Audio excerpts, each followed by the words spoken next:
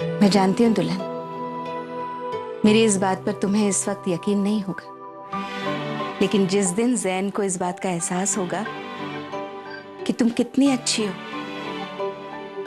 वो तुमसे बेइंतहा मोहब्बत करेगा दुल्हन।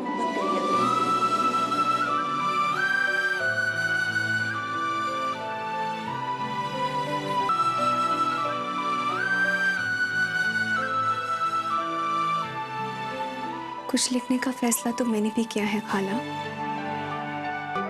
अब बस अल्लाह का हाथ हमेशा मेरे सर पर रहे, यही दुआ कीजिएगा। और रही बात चोरी के इल्जाम को झूठ साबित करने की, वो तो अल्लाह खुद ब खुद कर देंगे। उनकी लाडली जो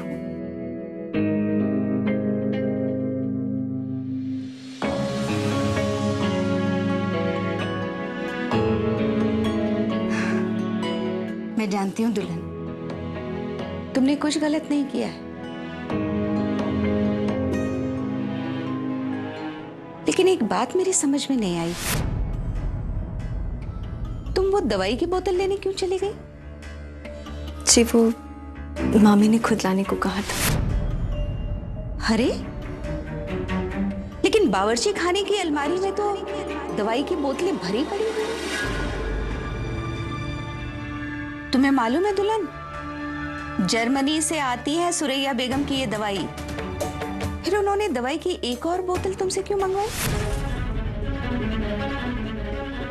एक और बात, उसी मॉल में फर्स्ट फ्लोर पे एक स्टोर है जहाँ पे मेरी वो स्पेशल जर्मन कॉफ सिरप मिलेगी। तुम लेते आओगे ना साथ में? तुम एक काम क्यों नहीं करती, प्लीज जाके मॉम की वो एलर्जी वाली दवाई ले आओ।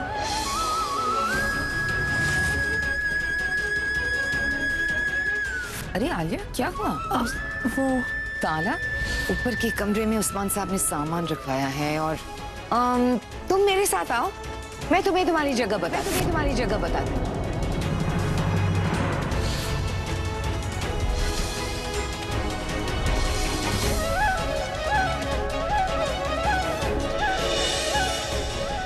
डैड, मैंने ताला नहीं लगाया। जैन ने ये काम नहीं किया, इसकी गवाही मैं दे सकती हूँ। मामी आपने तो कहा था कि बाहर एग्जैक्टली बाहर वाले गेस्ट रूम में, आउट हाउस वाले। मामू पहले खाने में वाकई में कंकड़ थे, लेकिन खाना तो यही है। क्या हुआ दुल्हन?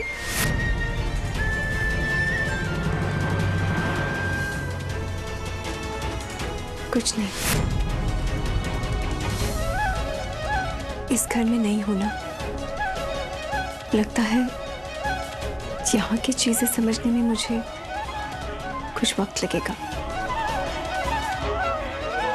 मैं चाय भिजवाती हूँ। जी शुक्रिया।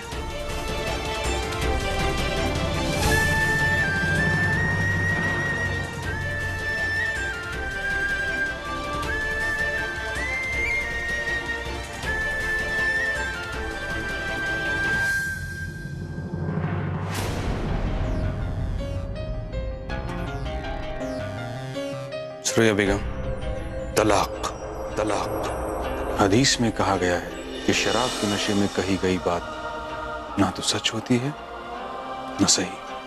मैं वादा करता हूँ सुरैया बेगम, उसकी जिंदगी राह पर लाऊंगा।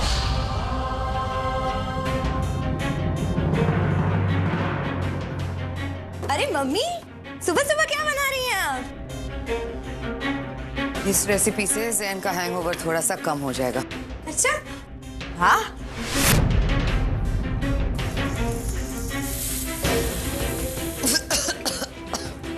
अरे कहाँ है आपका कॉफ सिरप? हाँ? ओह मम्मी, आप भी ना।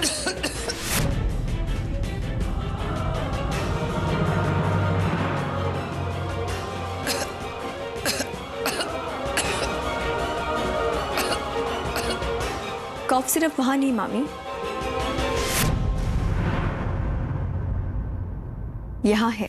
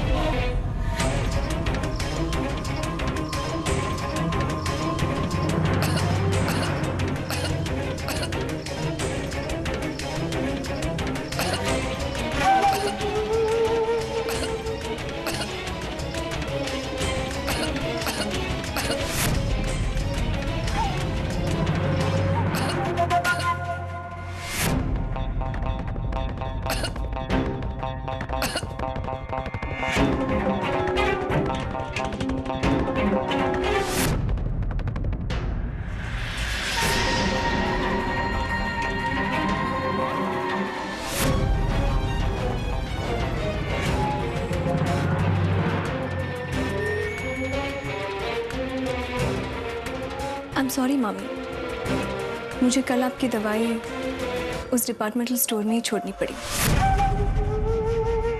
बहुत शर्मिंदगी महसूस हुई कि मैं आपके लिए एक कॉफ सिरप तक नहीं ला पाई। पर आज सुबह जब किचन कैबिनेट में कॉफ सिरप की इतनी सारी बोतलें देखी तो मेरी तो जान में जान आ गई।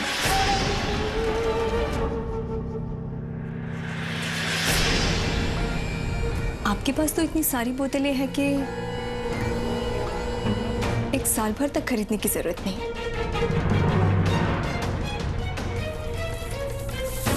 मामी, मैं इस घर में नई हूं। यहाँ के तौर तरीके, कायदे, रस्मों रिवाज मेरे लिए नए हैं, पर अब धीरे धीरे सब समझ आने लगा मुझे। मैं आपसे वादा करती हूँ कि बहुत जल्द मैं सब सीख जाऊंगी। आपको शिकायत का मौका नहीं दूंगी और जो गलतियां मुझसे हुई है वो दोबारा नहीं होगी। मैं बदल दूंगी अपने आप को पूरी तरह से। I promise.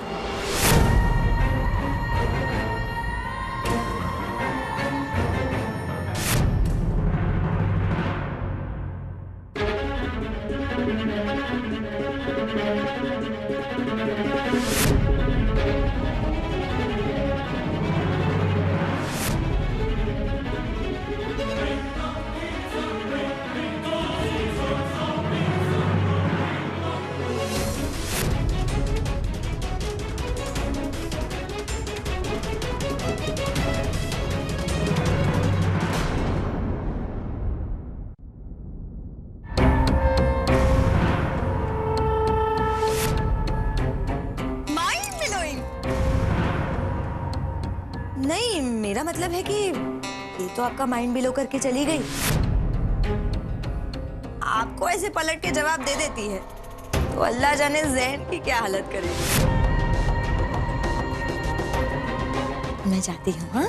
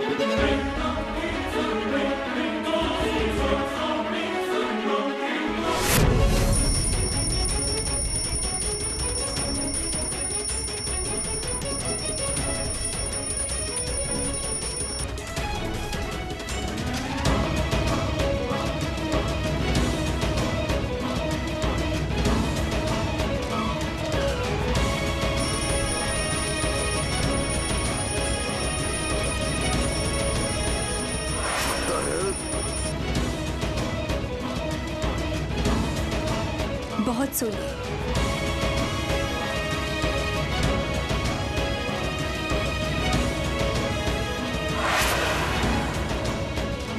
क्या? बहुत सोलिए। अब जाग जाओ ज़ैन अब्दुल्ला।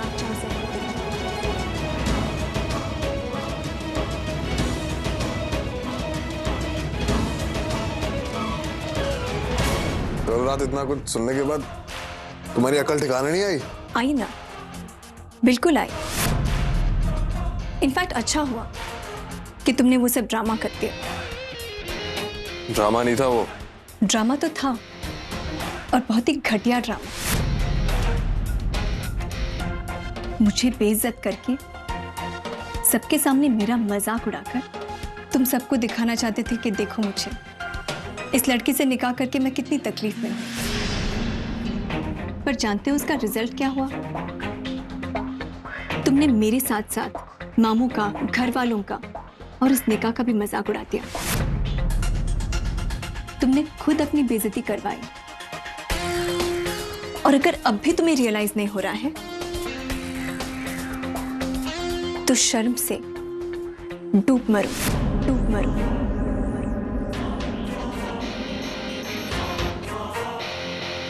किसियाने बिल्ली खंबा नोचे।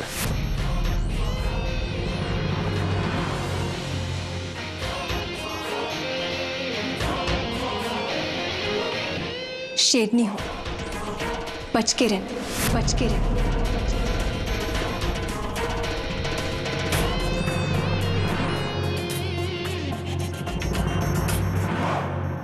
सुबह सुबह पीकर आ रही हो क्या? शेर बनने के लिए सबको शराब की जरूरत नहीं होती, और मैं हराम की चीजों को हाथ नहीं लगाती। रियली? ये तो चोरी करना भी हराम नहीं होगा, करना भी हराम नहीं होगा।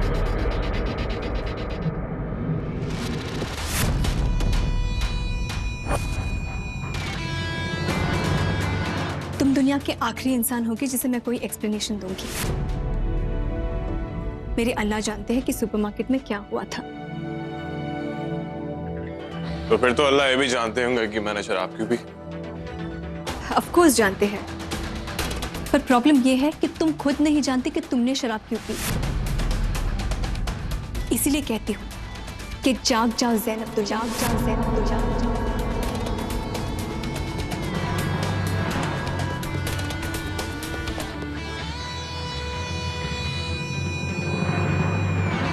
तुम भी इस दुनिया की आखिरी लड़की हो जिसकी रहनुमाई की मुझे जरूरत है। आखिरी ही सही, पर तुमने कबूल तो कर लिया कि तुम्हें रहनुमाई की जरूरत है। अब कुछ बातें समझ लो ज़ैन।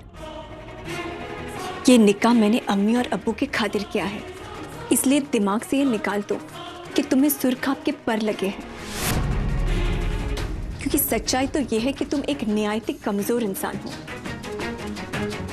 जिसने अम्मी और अब्बू के पैसे उड़ाने के अलावा आज तक कुछ किया ही नहीं। वेलकम टू हेल, यही कहा था ना तुमने? पर सच्चाई तो ये है कि हम दोनों के इस जहन्नुम में होने की वजह सिर्फ और सिर्फ तुम हो। इसलिए रहो कैद में, क्योंकि मैं तुम्हें आजाद नहीं करने वाली। तुम कोई प्रिंस चार्मिंग नहीं हो, और मैं तुमसे निकाह करने के लिए मरी नहीं जा रही थी, लेकिन की है तो अब मैं ये रिश्ता निभाऊंगी। डजंट मैटर कि तुम निभाओ कि नहीं, डजंट मैटर मुझे कितनी मुश्किलों और तकलीफों को सहना पड़े, क्योंकि मैं सिर्फ तुम्हारी बीवी नहीं हूं, इस घर की बहू भी हूं।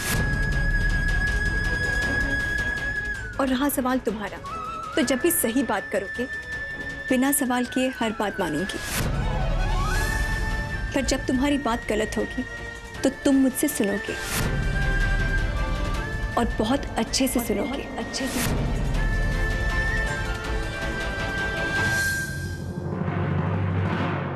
कल रात जैन ने जो तलाक की बुनियाद रखी है उस पर मैं इस निकाह का मकबरा बनाने वाली हूं।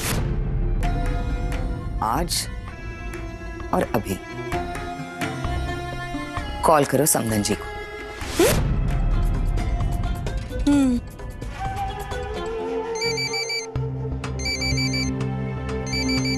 सुरैया भाभी, हेलो। अस्सलाम वालेकुम शबाना। वालेकुम अस्सलाम भाभी। वो वलीमे की दावत कैसे रही? शबाना, आज मैं तुम्हें समदन की तरफ फोन नहीं कर रही हूँ, ना ही मैं तुम्हें भाभी की तरफ फोन कर रही हूँ। आज मैं तुम्हें एक माँ की हैसियत से फोन कर रही हूँ। एक बेटे की माँ एक बेटी की माँ को अपना दिल का हाल सुनाने जा रही। सुनाओगी? तुम सुनाओगी? मेरे घर मेरे कमरे में मुझे सुनाओगी? 1000 बार समझा चुका हूं कि इस घर और इस कमरे पर कोई हक नहीं है तुम्हारा। कोई सेल्फ रिस्पेक्ट नाम की चीज भी है नहीं? क्योंकि अगर किसी लड़की में जरा सी भी सेल्फ रिस्पेक्ट हो तो वो इतना कुछ सुनने के बाद ऐसी शादी में एक सेकंड के लिए भी नहीं रहेगी। जितना आलिया को सुनना पड़ा कल रात। आलिया को सुनना पड़ा? पर भाभी, कल रात तो वलीमा था, वहां कुछ। वलीमा तो था, लेकिन ऐसा वलीमा जो मैंने कभी नहीं देखा। मेरा जैन, मेरा करोड़ों में एक बेटा, पहली बार शराब पीकर आया था, सबके सामने, नशे में धुत। और तुम्हारी बेटी, मैंने तो इसे यहाँ के सबसे महंगे, सबसे अच्छे सैलून में भेजा था तैयार होने के लिए, लेकिन जानती हो उसने क्या किया? वहां से निकलकर वो मॉल में गई और चोरी करती हुई पकड़ी गई।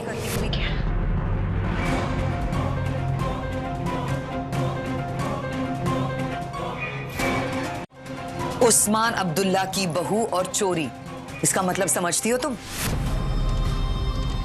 हाँ, पहले कभी ऐसे चीजें अफोर्ड नहीं कर सकती थी, लेकिन अब इस घर में रहते हुए ऐसी छोटी सी हरकत करना, क्या जरूरत थी उसे?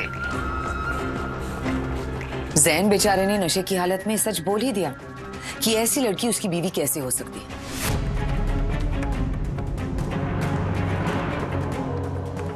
जैन ने अपने दिल की बात सबके सामने रख दी कि कितनी चिढ़ है उसे आलिया से और कितनी नफरत करता है वो उससे। करो, जितनी नफरत करनी है करो मुझसे, मुझे कोई फर्क नहीं पड़ता, ना नफरत से ना मोहब्बत से। और जहां बात रही मेरी सेल्फ रिस्पेक्ट की, तो मैं पूरे सेल्फ रिस्पेक्ट के साथ इसी कमरे में रहूंगी। जानते हो क्यों?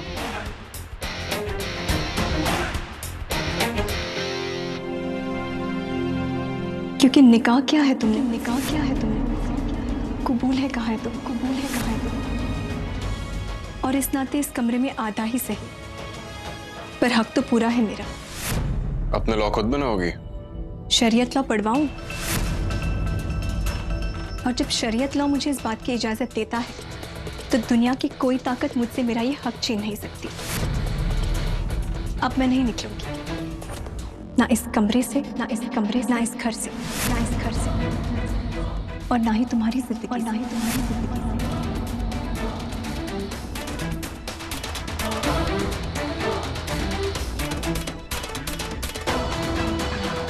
निकाल सको तो निकाल के दिखाओ।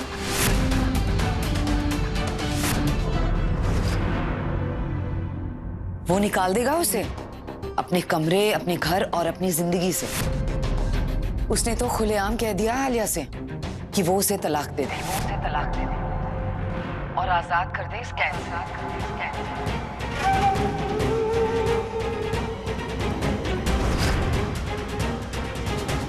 शबाना, मैंने तो पहले ही कहा था तुमसे कि कुछ ऊंच नीच हो जाए तो मुझे जिम्मेदार मत ठहराना। रोने से कुछ नहीं होगा शबाना। देखो, मैं बड़ी प्रैक्टिकल हूं। मुझे तो लगता है कि हम बड़ों को साथ में बैठकर अपने बच्चों को इस प्रॉब्लम से निकालना होगा। अभी दोनों यंग हैं, दोनों अपनी अपनी जिंदगी नए सिरे से शुरू कर सकते हैं। और जब दोनों साथ में रहना ही नहीं चाहते, तो इस रिश्ते को घसीटने से क्या फायदा? तुम समझ रही हो ना मैं क्या बोल रही हूँ?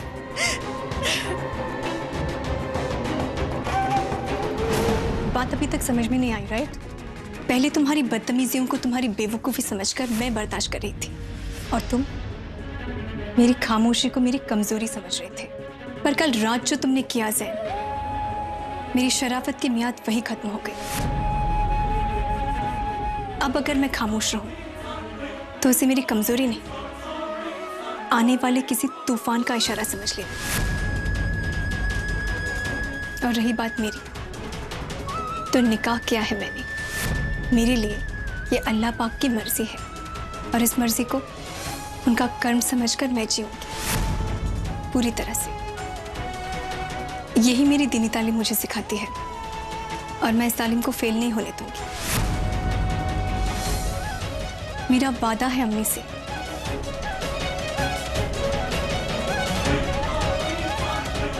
कि अपनी निकाह की कहानी मैं खुद लिखूंगी, मैं खुद।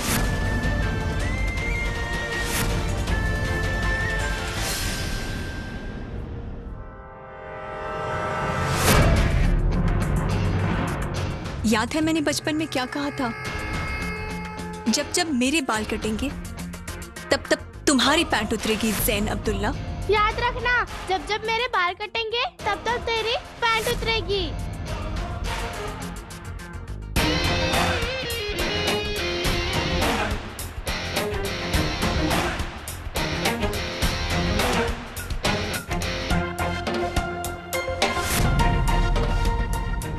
ये तो गलत बात है। निकाह और शरीयत लॉ के नाम पर हक जताती हो, और जब बात आती कहानी लिखने की तो किले किले। ठीक है, लिखो and they lived happily ever after. लेकिन एक बात ध्यान रखना, तुम्हारी कहानी एक कहानी ही रहेगी। फिर चाहे अपने ख्वाबों को कितने भी रंग उड़ेल दो, और हकीकत वो होगी जो मैं लिखूंगा। और जानती हो उस कहानी का दी एंड क्या है? तुम खुद छोड़कर जाओगी मुझे, छोड़कर जाओगी मुझे। आलिया गुलाम हैदर। सपने अच्छे देख लेते हो तुम।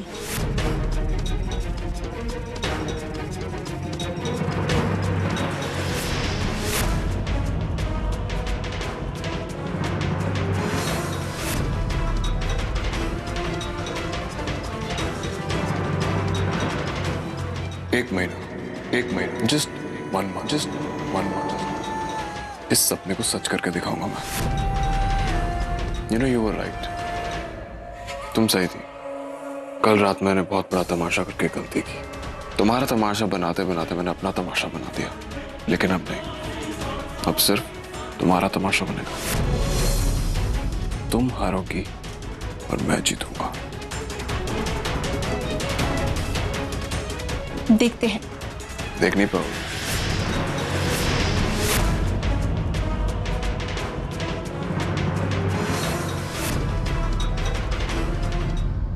देखना नहीं है शबाना, अब तो बस सोचना है, और वो भी तुम्हें। मैं तुम्हारे फोन का इंतजार करूंगी। अगर तुम 1-2 दिन में मुंबई आना चाहो तो मुझे बता देना, और तुम्हारी फ्लाइट की टिकट्स बुक हो जाए। क्या है ना, हम बच्चों को बिठाएंगे, काजी साहब को बिठाएंगे और फैसला कर देंगे। जितनी जल्दी फैसला हो जाए उतना ही अच्छा है। खुदा हाफिज।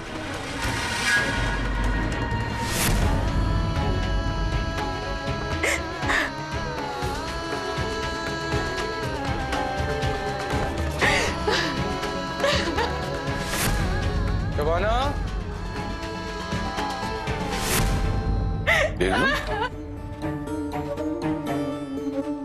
अरे बेगम क्या हुआ? आप ऐसे झर-झर क्यों रो रही हैं? इधर आइए। अरे शबाना, शबाना क्या हुआ? शबाना बोलिए, बताइए मुझे हुआ क्या? वो कह रही थी कि ज़ैन जैन क्या? बताओ ना। ज़ैन तलाक दे रहा है आलिया को।